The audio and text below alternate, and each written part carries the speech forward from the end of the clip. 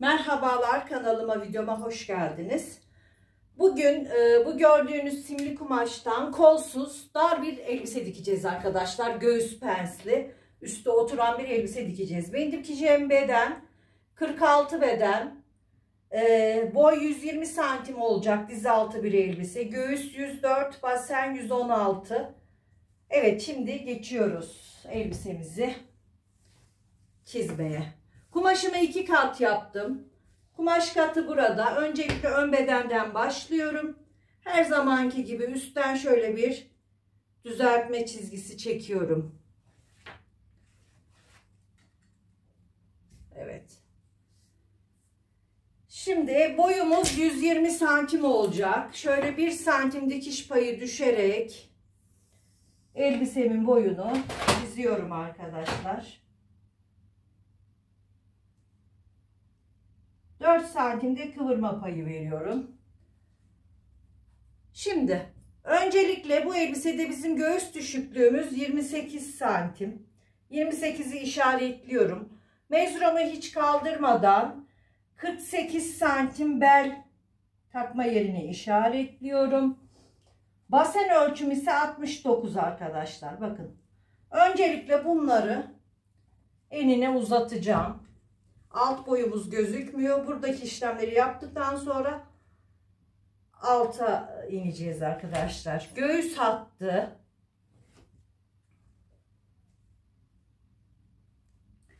bel hattı ve basen hattı. Enine uzattık arkadaşlar. Şimdi öncelikle ensemi yerleştiriyorum. 8 santim. 8'e 8 açıyorum yakamı. Omzum 13 santim. 1 santim yaka takmak için, 1 santimde pervaz çevirmek için şöyle alalım omzumuzu. Kolsuz olacağı için. Omuz açım her zamanki gibi 3,5 santim. Şimdi omzumu hemen çiziyorum. Değiştirelim. Göğüs 104/4 26 yapıyor arkadaşlar. Göğüs bölü 4 26 artı 1,5 santim dikiş payı veriyorum. Kalça 116/4 29 yapıyor. 1 santimde dikiş payı vereceğiz arkadaşlar. 1 santim rahatlama payı veriyorum kalçama, 30 santim. 1,5 santimde dikiş payı veriyorum arkadaşlar. Evet, şimdi elbisemizi bakın cetvelimi yerleştiriyorum şu şekilde. Bakın şöyle. Cetvelimi basen hattının ucunu görecek şekilde göğüsten buraya yerleştiriyorum. Ve bele kadar çiziyorum. Belden sonra cetvelimi çeviriyorum. Bakın ne kadar güzel bir oyuntu oldu. Evet, şimdi basene kadar çizdim. Alt tarafı birazdan yapacağız. Şimdi kol evine gelelim arkadaşlar. Kol evim, ben bu elbiseye kol takacak olsaydım 26 santimdi. Kol takmayacağım için -4 yapacağım. Benim kol evim 22 santim olacak. Şimdi buradan 22 santimi bulacağım ve çizeceğim. Şöyle ölçüyoruz.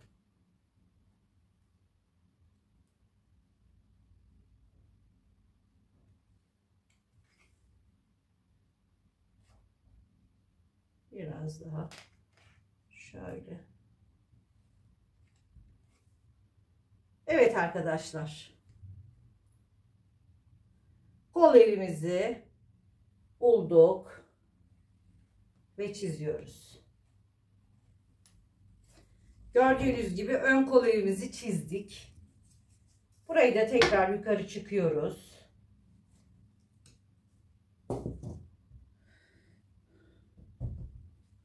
Evet arkadaşlar, şimdi ben bu elbisede göğüs pensini nereye yerleştirebilirim? Önce bel pensini bulmamız gerekiyor. Bel pensi dikiş payıyla birlikte bedenimizin ortasıdır arkadaşlar. Şöyle biz ortamızı bulalım. Şöyle bir çizgi atacağız. Göğüs hattından 5 santim aşağıya iniyoruz. İşaret koyuyorum. Buradan şöyle çiziyorum. Yerini belirledik arkadaşlar. Göğüs hattından 5 santim aşağıya, belden de 7 santim aşağıya. Belden 7 santim aşağıda biter arkadaşlar. Ve pensimizin boyu 22 santim. Şimdi biz ortasını buluyoruz. Ve birer santim pens için çiziyoruz arkadaşlar.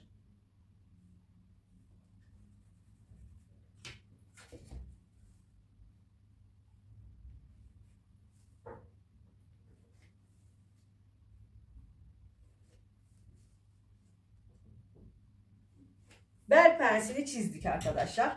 Ben bel pensini kullanmayabilirim ama göğüs pensinin yerini bulmak için çizdim arkadaşlar. Arkadaşlar göğüs pensimizin yeri neresi olur? Göğüs pensimizin yeri göğüs düşüklüğümüzün 1 santim üstünden başlar. 3 santimlik pens yapacaksak 2 santim de aşağısına iner arkadaşlar. Bu 1 santim sabittir. Her bedende göğüs hattının 1 santim üstüne çıkarız arkadaşlar. Ve bel pensimize en fazla 3,5-4 santim yaklaşabiliriz. Yani benim pensimin boyu böyle olacak arkadaşlar. Evet, şimdi pensimizi çiziyoruz. Şuradan işaretleyelim. Ortasını bulduk. Ve pensimizi, göğüs pensimizi çiziyoruz. Evet arkadaşlar, göğüs pensimizin yerini de bulduk. Yakamı da pratik bir şekilde çiziyorum. Ve şimdi burayı keseceğim buraya kadar. Ondan sonra alt tarafı yapacağız. Çünkü ekrana sığmadığı için. Şimdi yakamı açıyorum.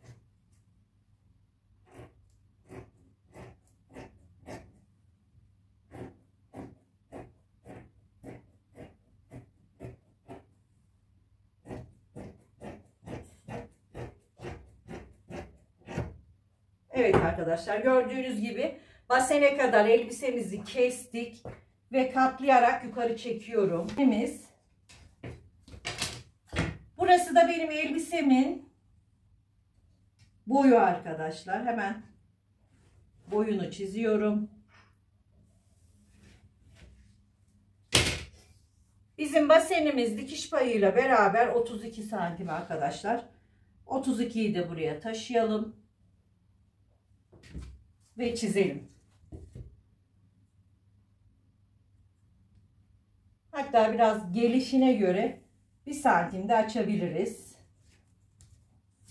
Şimdi etek ucundan başlıyorum kesmeye.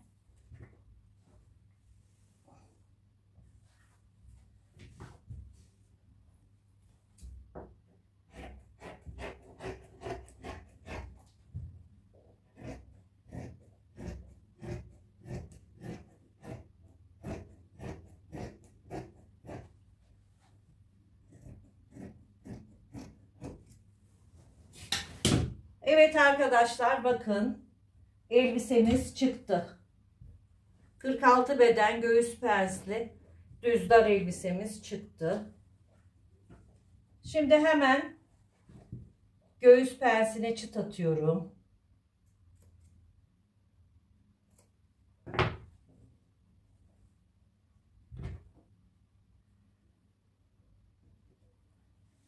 Göğüs pensimizi arkaya geçiriyoruz. Cetvelle çiziyoruz.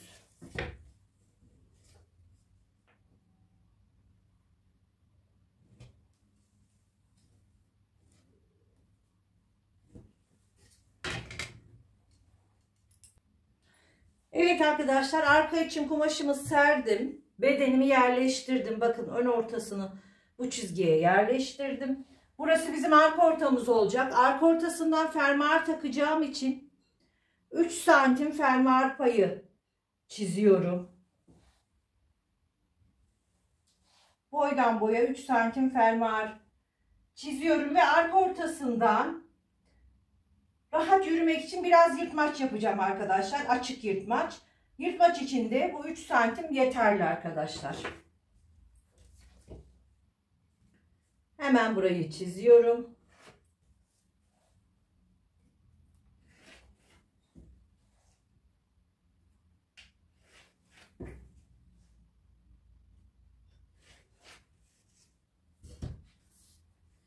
Biz enseyi 8 çalışmıştık arkadaşlar. Bakın şuradan 8'i işaretliyorum. Omuzdan 3 santim yukarı çıkarıyorum.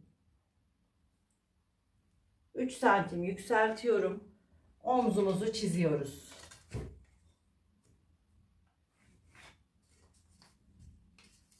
Omzumuzun karşısı ense düşüklüğümüz. Buradan 3 santim düşüyorum. Ve kesiyorum arkadaşlar. Bakın öncelikle 3 santim fermuar takım payını kesiyorum.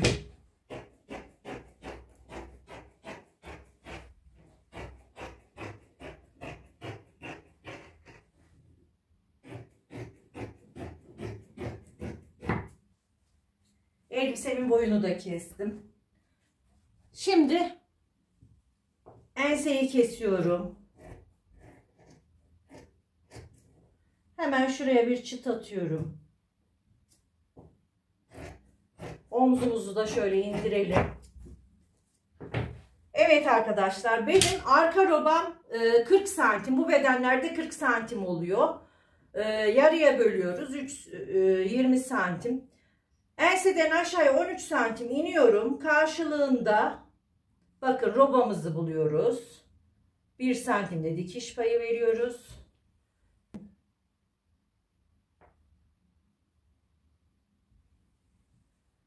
Evet, burayı da ön bedenimle aynı şekilde kesiyorum. Şimdi arka kol evimizi kestik. Ön bedene göre yanımızı kesiyoruz. Elbisemizi aynı şekilde kesiyoruz. Şöyle ben yukarı çekeceğim, gözüksün diye.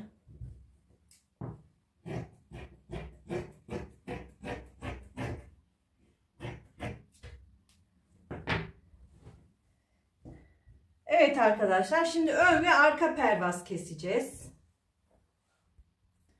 Evet arkadaşlar, arka bedenime de pensimi yerleştiriyorum. Arka bedende pens kol evine kadar çıkar ve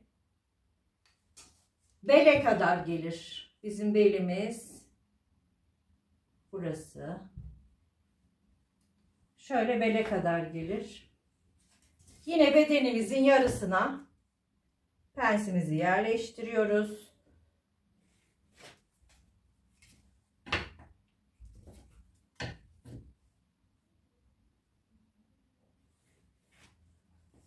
Ölçüyorum. Ortasını buluyorum. Ve arkada bel boşluğumuzu alması için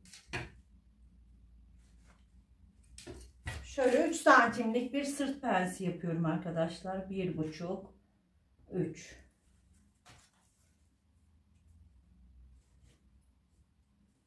Hemen bunu arkaya geçiriyorum.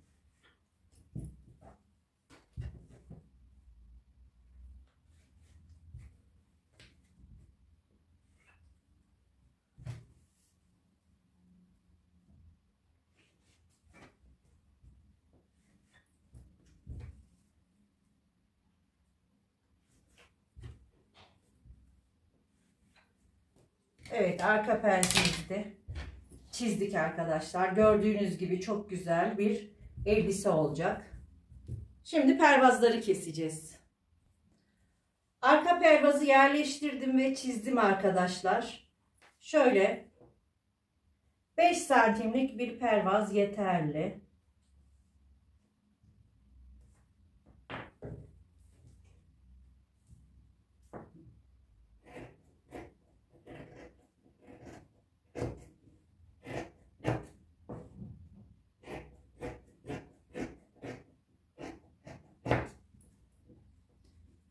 arka pervazımı ortadan açıyorum.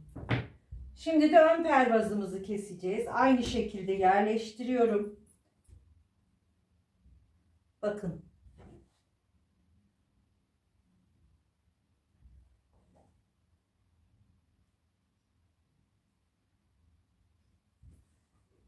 Beş santimde ön pervazımı kesiyorum.